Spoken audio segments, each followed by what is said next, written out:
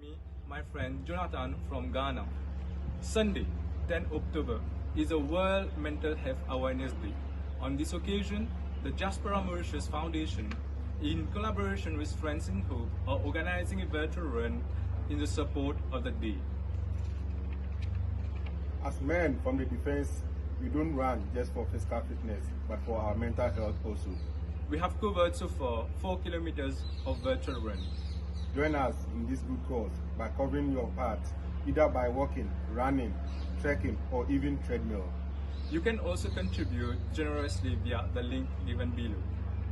Don't forget, there's hope even when your brain tells you there isn't. Thank you.